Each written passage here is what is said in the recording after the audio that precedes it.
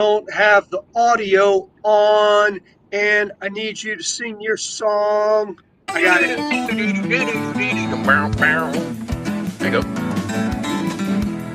Is that good? I played the intro, man. I completely forgot about it. It's all right. We're having Did a good time. Did you hear it in the car? Or no? No. Okay, never mind. We'll stop it then. Guys, it is Monday. It's 5 o'clock. It's time for After Hours Real Estate. Chris Meshik. I'm a real estate broker associate technically in Dripping Springs, Texas, just outside of Austin. That guy there, by the way, we're going to talk about this. That guy there is Steve Babcock, mortgage loan originator extraordinaire out in Lakeway, Texas, also just outside of Austin. The whole point behind this show is you got a realtor, you got a lender, and it's almost like we're sitting in a brewery drinking a beer and talking and just giving you a little bit of insight into that. So we're going to jump into a couple of things today. First of all, I mean, look, what's the law behind drinking in a Tesla? You're not driving. As far as I know, you can't drink in a Tesla even if it's driving itself because it's not Yes, full it's self-driving. It's supervised driving. So if you were in a Waymo, you're good. You know, the truth is, Tesla just got sued badly by a couple that admitted that they weren't paying any attention. Dude, I saw that. And they have to pay like $200-something million to that couple, which, you know, for Tesla, it's not a big deal unless you have another 1,000 that are now coming to you, which they probably do. So I was about to say, luck. that just kind of opens the floodgates. I don't think there's any way you introduce a self-driving like this without cracking a few eggs. I don't see how it's possible. Well, and there were two Waymos the other day that collided somewhere. I forget where it was, but they were driving like side by side and they collided into each other. Like, the hell does that happen? Two self-driving cars. Okay, so no drinking and driving in a Tesla. My next question is, if you are, do you get driving while intoxicated or do you get open container? Because those are two different things. Now that's a good call. Just consider it you driving. You would have a DUI. Okay. Could you possibly operate that vehicle from the passenger seat, even though it's assisted driving? No.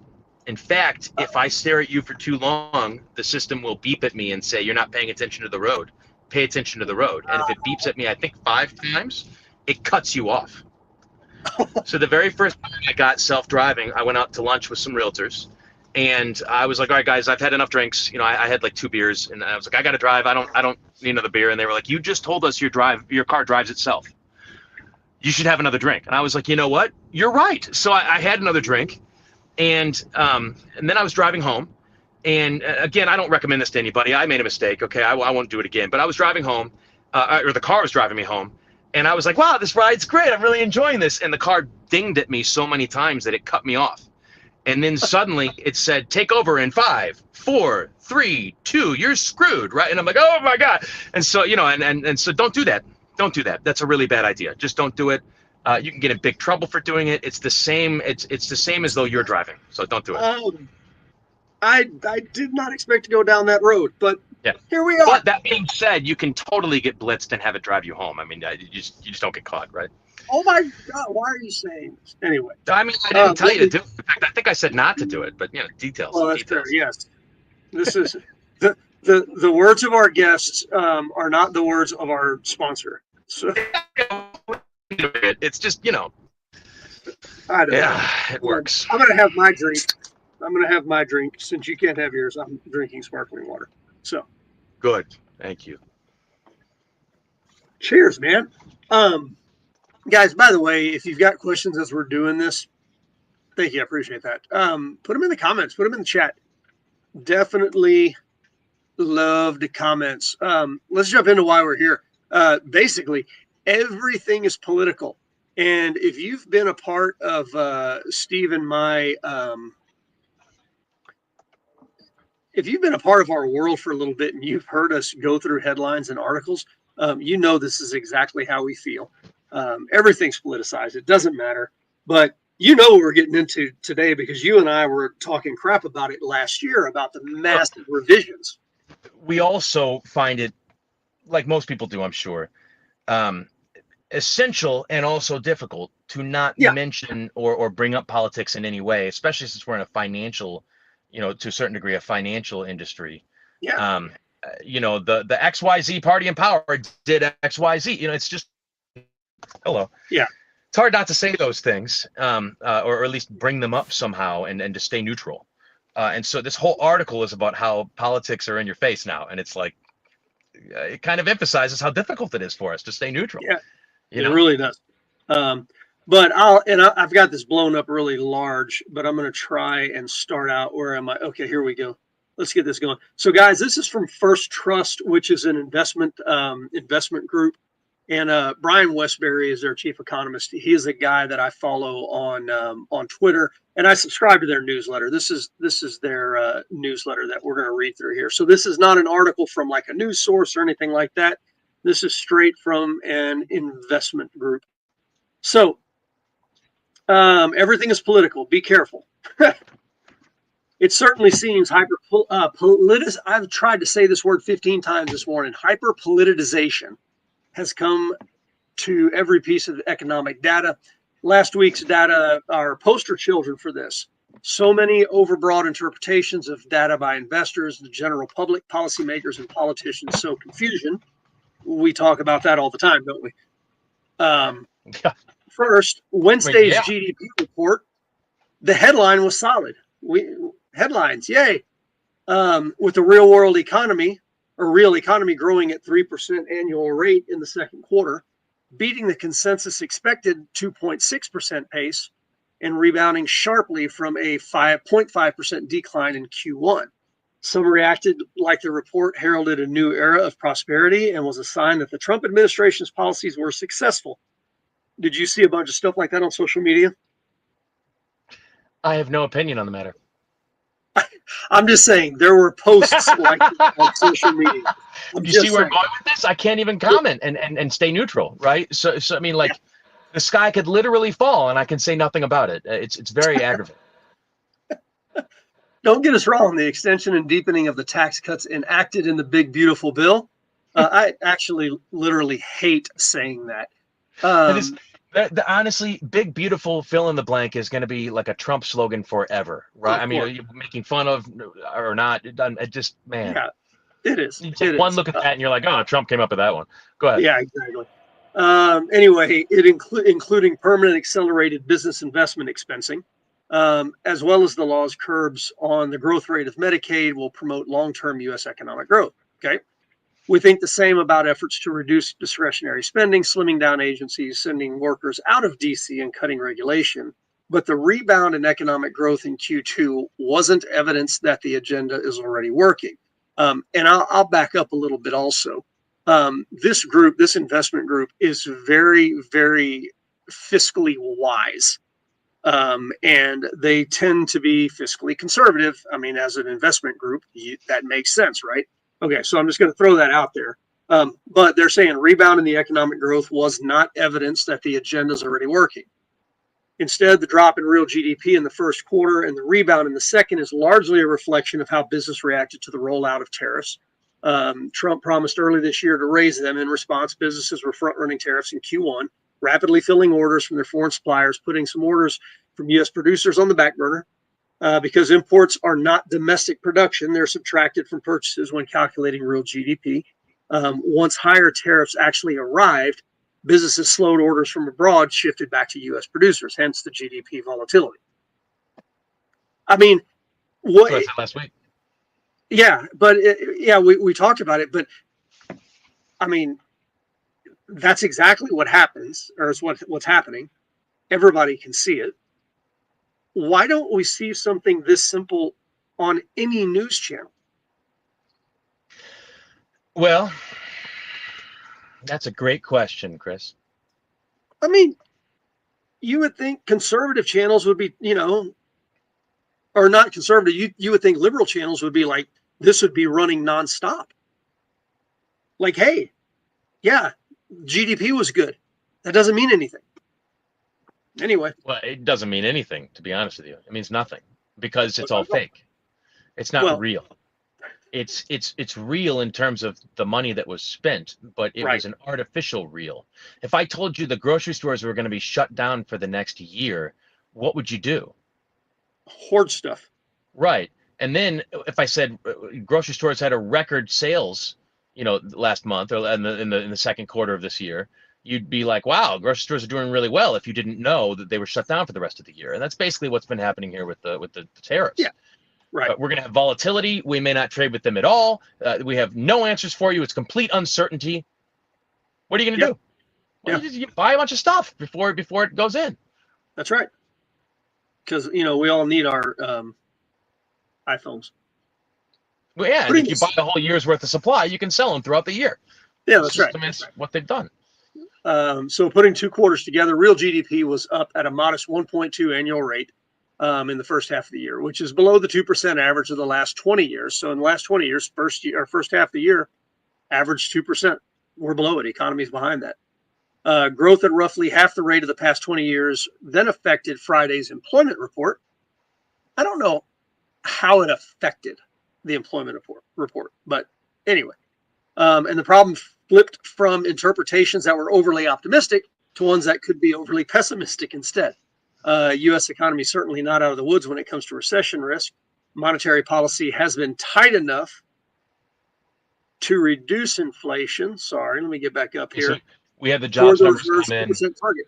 What's We had that? the jobs numbers come in. You were saying I don't understand how that works. We had the jobs numbers come in and revised the previous 2 months jobs numbers down by 6 figures, Right. and our Massive. our estimate of like 100 something thousand jobs ended up being like 12,000 jobs. I mean, it's Right. barely a blip at all. But what I Which was asking is, wait, where was it? Oh, how does the news that GDP was roughly half the rate of the past 20 years affect the employment report? when companies are making more money and expanding, they hire more. When they're not and they're contracting, they don't. So GDP is a So reflection of it's our. Go ahead. understood. Okay. Okay. They're saying the growth. Yeah, I understand now. Okay. Right. Sorry, I'm a little bit slow on the uptake there. No, Obviously, brother, yes, that's why I'm here. You did making me sound smart. It's good. I like it. jobs are a lagging indicator behind GDP or Right. GDP. Okay, they affect it. Yep, I got it. We're good. And a monetary policy tight enough to reduce inflation may also be tight enough to induce a recession, particularly now that the budget deficit is no longer expanding as fast as it was last year. But Friday's job report does not by itself signal a recession. So, oh, we're great, huge GDP. Oh, we suck. Jobs are terrible. Are we tracking this so far? Non-farm payrolls increased 73,000 in July, lagging the expected 104. Worse, payroll gains for the prior months were revised down by 258,000 jobs. So net loss for the month was 185,000 jobs. That's what you were talking about, right? That's Well, that's this that's a month. bigger They were revision than talking last about. year. Well, yeah, but they were talking about. But yeah, but for the month, we lost them. But the jobs that we thought we made in the last 2 months have been revised so badly that we basically didn't make any jobs. That's right. And when you don't have enough jobs, you lower interest rates so that companies can expand and borrow cheap money and hire and build that new warehouse and all that kind of stuff. When Yep. the rates are high, it's really hard for them to do so, and that's why. Again, I don't want to say the Trump word, man, or the T word, but that's why Trump is so angry with the Fed chair, Fed Powell, Yeah. is that the numbers should be such that we need to do some rate cuts. Well, Powell is notorious for not liking Trump, and specifically hating him, and beyond that, he believes, and I actually think he really does believe this. He believes that the tariffs have thrown such a joker into the mix, right? Such a Yeah. question mark card, right?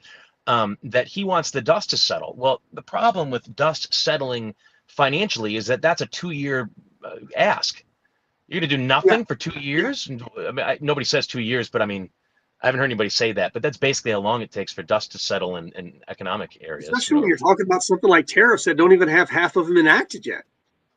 I mean, Right. this is a long, drawn out thing. Look, And man, his argument of not wanting to lower the rates right now because the tariffs are a wild card is not wrong. If you just no, look that's at what I what was going to happened say. just recently, like what we're reading about Q1, how all these companies bought all their groceries for the year, right? And now in Q2 they're selling them all, but they're not buying anymore, right? So Right. so all of a sudden the numbers look terrible. Well, you know what? That's not a great time to start making economic policy. That's right. Um, on the flip side of things, we know that the jobs are low. So I'm not sure it would hurt too much to do it. So I'm kind of indifferent on both of it, but I can at least see why he's doing what he's doing. Yeah, Um, I if don't. he, I don't think he's doing it to spite Trump. I well, think that's the that thing is he's that doing it because he thinks it's right and he hates him. when you're in a position like he is, you are not allowed to make it known who you're backing That's right. politically, because then what happens is you have people today that are like, well, you hate Trump and that's why you're not doing it, right? And it's like, if you just want to remove that as even a talking point, you have to be neutral. That's right. You It can't creates. even tell your friends at parties. I wouldn't be able to go to your house and talk to you about something for fear that maybe a child or a spouse or a friend wouldn't agree with me, and then would go to the media, and it happens all the time. Right. But Yeah, for that's right. whatever reason, it's cool now to get on LinkedIn while looking for a job and tell people how much you hate Trump. Like, I don't. I just, Yeah, man, politics are not. I think it's worse to talk about politics than religion or anything else. I think you're right. At this point, it's gotten pretty nuts, man. It's really bad. Um. Anyway, moving on here. Civilian employment and alternative measure of jobs that include small business startups declined 260,000 jobs in July, helping push up the unemployment to around 4.25, well, 4.24, whatever, 4.25. Yeah, I can round. Hence the widespread negative reaction to the jobs report and evidently cause for Trump to fire the head of Bureau of Labor Statistics. So this has started to get interesting. First of all, there is no way in hell he's firing Powell. That would create No. such turmoil. Well, I'm not sure he actually can fire Powell. Well, Um, fair, but even if he could, well, Congress could. Congress is what made yeah, the Fed, so they have the ability to eliminate the whole thing. Um, so they can do whatever they want, really. right. But yeah, I'm just happy I don't have any of their jobs. I would hate to be Powell right now, man. I Yeah. hate it. And I was thinking, yeah, Powell would be pretty brutal right now. Um, but I'm thinking about this lady that was the head of the Bureau of Labor Statistics, and I'm thinking about it going, okay, I'm sure there's a way to track what the numbers look like and the revisions and when they were made and draw some, So you know, this came up. conclusions. This came up from some colleagues today. Okay. Um, I talked to some other lenders today, and a couple of them were like, "What an idiot! Why would Trump ever fire that person?" And one other was like, "That was the best decision he could have made. Biden should have done it 2 years ago."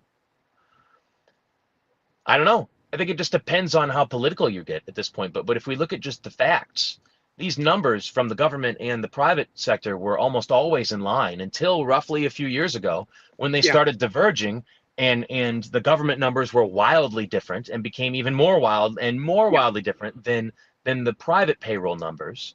And that can't And be. that's the thing. That's the thing, right? I mean, I saw somebody I had knee jerk reactions a little bit on both sides. And I'm like, well, why would you do that? And then I'm like, oh, well, that makes sense. And then I saw somebody comment on it that they were like, look, if you were the head of any department in your job and your tracking was off 88%, Right. you would It's be really bad. fired. But then here's the worst part is that all the numbers aren't off by 88% once they No, adjust them. that's right. They're almost exactly what the private freaking payroll numbers That's were. right. And so all you're really doing is giving a headline to someone to let other people know false information to get their emotions in a certain state. And then when you revise it, you do it on the same day you release the new information. So what does the media do? Do they talk about oh, hey, 2 months ago we were wrong? Or do they just say, hey, the numbers came in today? They say, Well, hey, the the answer to numbers that came is in today. political. And you The give answer to people that is political, because if you correct. didn't know, everything is political. You give people an impression that is false with That's the way right. they're doing it. Now, I like that he fired.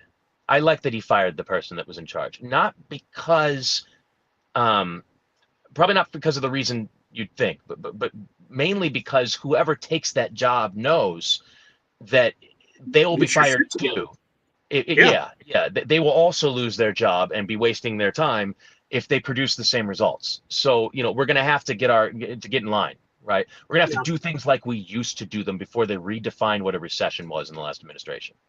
Yeah. I mean, and the thing that stands out, and again, I was joking, but I was serious about it all being political, because right now, or take last year, when there were massive swings in the numbers and revisions and stuff like that. Well, the liberal leaning media was talking about the new numbers and didn't talk about the old ones. Well, Right. last year Fox was talking about all the big revisions and all of that, and saying, well, these new numbers can't be trusted because they're all the revisions, right? And now you have Fox going, oh man, look at the numbers, look at the numbers, and CNN and the liberal ones are Yeah. like, well, you can't trust them because look at the revision.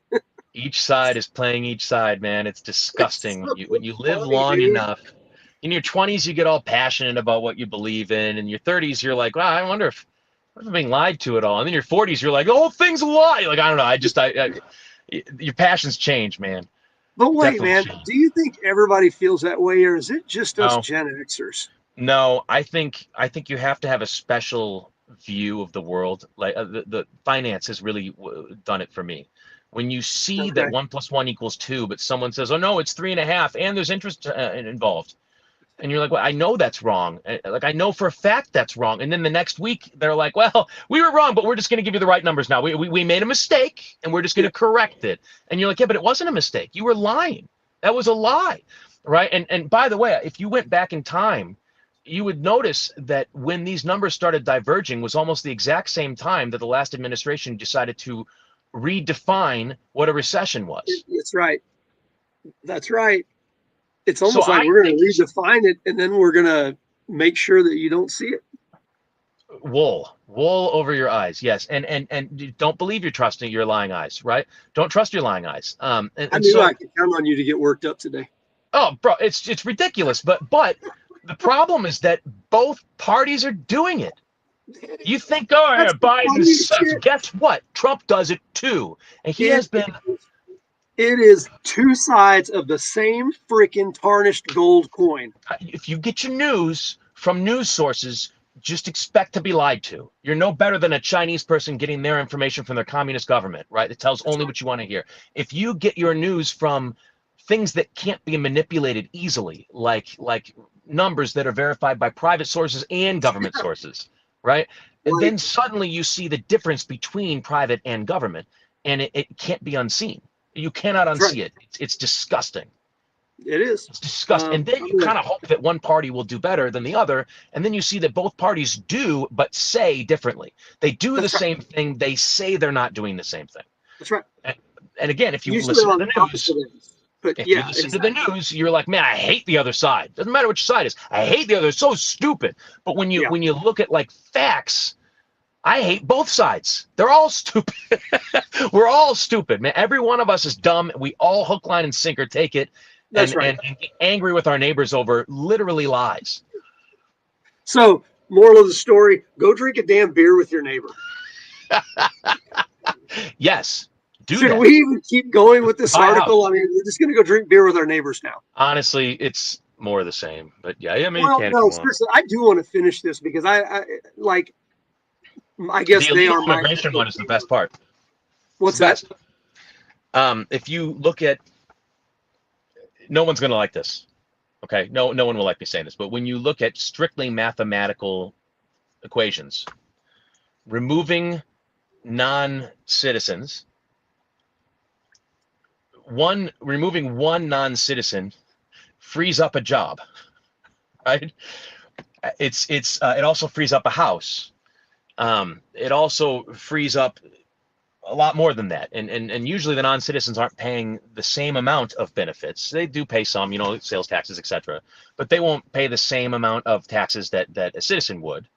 And so not only do you free up the house and do you free up the job, but you also increase the taxes. So when you really look at it on paper, any country that has massively expelled people that were not true citizens has had a huge economic boom afterwards. And I mean, huge. Just look at our neighbors down in South America. What's his name down there? Yeah, I can't remember the guy. I can't remember either, but he turned his economy down around like 90% in 1 year by doing just that. And they had hyperinflation, and he brought it back down to like 2%. All right, now read the next paragraph here, because it talks about what's happening now that we've done the deportations, and it's not even the deportations that it's people self-deporting. It's the fear of being deported that's made people deport. Yes. But in spite of weakness in jobs, total private sector work hours rose 0.3% in July. That's interesting. They're going to talk about it later, but how do you get rid of all of those jobs but have total work hours going up? As those who are working part-time jobs, because part-time jobs shift to full-time jobs. You don't need 2 or 3 part-time jobs. You can get 1 full-time job. And by the way, that's considered a loss. Yeah, that's a job loss. If part-time converts to full-time, it's a lost job. If I had 2 part-time jobs and I converted to 1 full-time job and was paid more, it would look as though I had a negative 50% growth rate. Yeah, net negative. Yeah. Right. Even though it's better that I have the full-time job. Right, better for everybody. Yeah, the way they do the numbers is just not accurate. So time will tell, but a theory that could explain all of this is that stricter immigration enforcement is having a major effect on the job market. The household survey shows that foreign-born employment is down 1 million since January, while native-born employment is up 2.5 million. In other words, recent softness in the labor market could reflect fewer illegal immigrants, while native-born and potentially legal immigrants increase jobs and hours worked. That's kind of crazy, though, dude. Thinking about what you just said.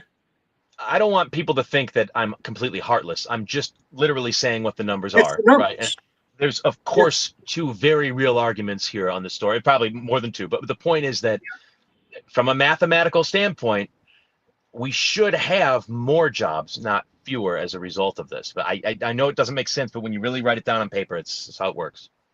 Well, but again, I mean, just going back to the raw numbers, because what I know about Brian is these numbers are sourced from the government.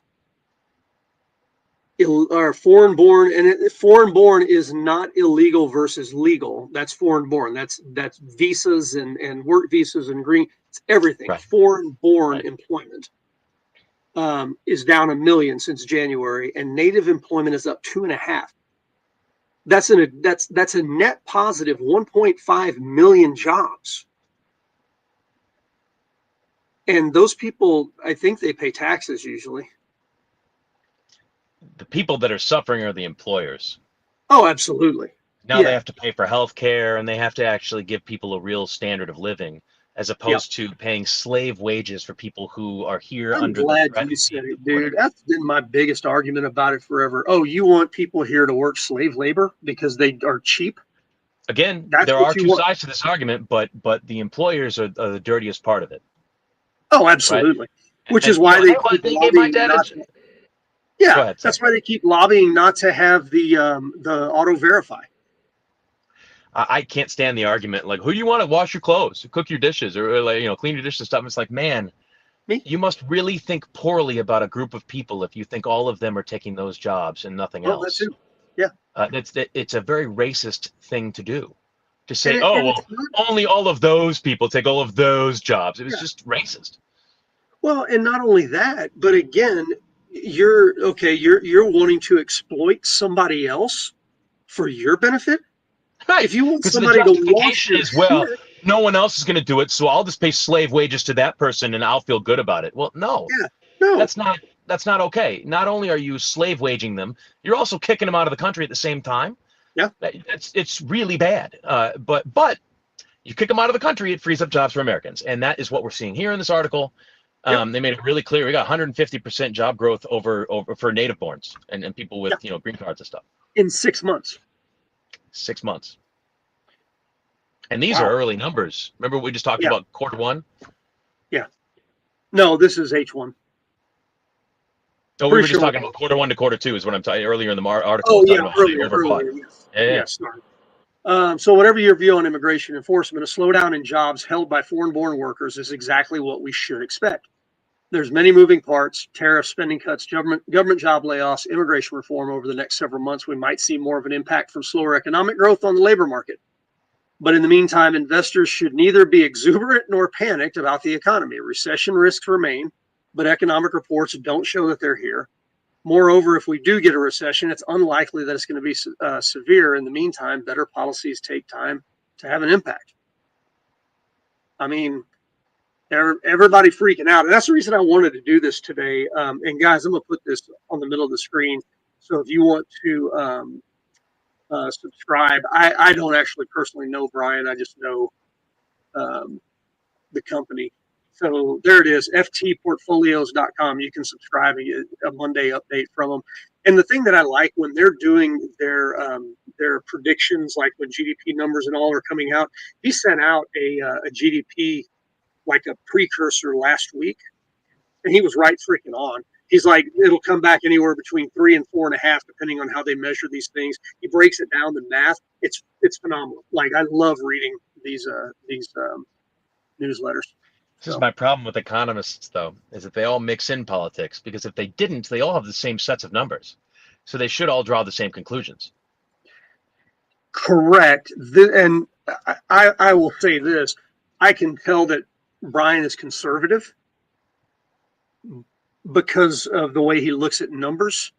But at the same time, I've never once seen him say anything political. And you can't. Yeah. If you come to me and you are on either party, I will treat you exactly the same, and we will not debate anything with politics, because honestly, I'm very independent, and I usually make everybody angry on both sides. So I have no interest in having any kind of conversation whatsoever. At least not on that front. I'm gonna be honest with you. I was really cheering for Elon that he was going to start a third party. No, we live in a two-party system. There's no way we're doing three parties here. Yeah, but if anybody could pull it off. Maybe he's got enough money for it, right? But it's been tried so many times, and I think someone like him, who has been so polarizing to the people that followed him for so many years, right? I mean, he's gone from the savior of the planet to the Nazi you can't escape. See, but that's the thing, man. I'm gonna disagree. Do you have a sticker on your Tesla that says this is not a Musk car? Again, I choose not to believe that everyone's that crazy, right? I mean, imagine buying a car at $70,000, having it be worth $40,000 2 years later, and then being told you're a Nazi for not selling it. You can't sell it. So to not be a Nazi, I've got to have $30,000 I can throw away? Yeah. Is that your definition? I go to a paper shredder and I shred $30,000 and now I'm not a Nazi. Who's that stupid? Who can do that? And by the way, if anyone really wants me to not be a Nazi, you can give me $30,000 and I can then pay off the car and break even. So thanks a lot. Actually, if they give you $30,000 cash, you can just shred it for them. Bro, seriously, I don't understand it. Can you imagine being so angry and so manipulatable, so easily manipulated that you will go assault a car with 9 built-in cameras that are always recording you, and you're going to go and you're going to vandalize this car well on camera because someone told you to? Yeah. Because apparently all 600,000 people that own a Tesla have gone from complete liberal to complete Nazi in a 1 week voting pattern. All 600,000 of those are now Nazis, and they're going after the Jews again. Listen, we're not going to go politics, but I will tell people out there that if you are one of those people that deeply hates Tesla owners for all those reasons, you have a problem, and you should seek help. I'm glad you clarified it for all those reasons, because I hate Tesla owners personally. Those people are allowing others to make them so angry that they are willfully committing crimes. Yeah. And it's not a misdemeanor anymore. Now it's a felony. No, it's a felony. Right. So I mean, it should be a felony. 20 years. There was this one woman I read who had gone online typing about her daughter. Her daughter was 19 years old with a group of 18 and 19-year-olds and was peer pressured into keying the car. Well, the car got her on video because there's 9 cameras right everywhere. Right. And now she's going to court, and the judge has said, you're guilty. You're going to jail for 20 years. She is 19. No, she's 18 years old. 18, 19, Wow. one of the two. She's going to be out when she's almost 40 years old. And the mother was saying, how good are the camera qualities on those cars? Are they sure they're going to be able to get her? And it's like, dude, it's like 4K. You are screwed. There was no, I mean, you could zoom in on their fingerprints. I mean, it's not that bad, but like, seriously, she's going to jail 20 years. Is that worth it? Was it worth keying the random stranger's car for 20 years in jail? Are you happy that you allowed the media to tell you how evil that person was, even though you don't know anything about them? I'm telling you, we're at a time in history, man. It's scary. Well, the thing that I was going to laugh about, going back to Elon and his third party, if he went to a third party, I think he would like take half of the people who hate him and they wouldn't hate him anymore on the left. I think he's already dug a hole too far. I don't think he's no way, man. But there's also people from the right that he would pull to the middle again, because both parties are the same thing. Most of the people are so wish-washy, like, oh wait, you like Trump? I hate you. Oh, you don't like Trump anymore? Okay, come home, come here. I swear, dude, that's how I view our society. Well, politics has become religion, and it's very disturbing. It has. I think there's probably biblical premonitions of this, or pre-tellings. What's the right word? Yeah, the truth is, I'm pretty lucky. I've got a special needs kid. He can't talk. Dude. He loves this car, and he's also bit the door. I have tooth prints in the door on the side over there. If I were to sell this car, I'd probably have to replace the entire door panel on the inside just to get it sold. Again, I mean, it's okay. You can hate me. You can hate me and my special needs kid who's chewing on the Nazi walls in my car. You know, whatever. It just makes no sense to me whatsoever. Dude, I swear to you, every morning I wake up and it's like, damn, I'm glad I woke up. It's a good day. I swear to you, I think some people are pissed that they wake up in the morning. It seems that way, doesn't it? I'm with you, man. I don't get it. Like, we got so much, put it into perspective, of all of the places you could live in the world, this is your level of suck. Oh, shit. Yeah, well. Screw me. At the end of the day, man, it's all a journey. Every one of us is on a journey, and anger is just another form of hurt. So I try to understand as much as I can. It is. So yeah, we're just going back to going and drinking a beer with your neighbor. It solves a lot of problems.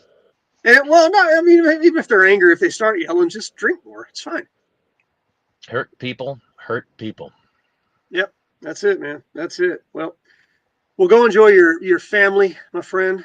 And guys, we will see y'all next Monday.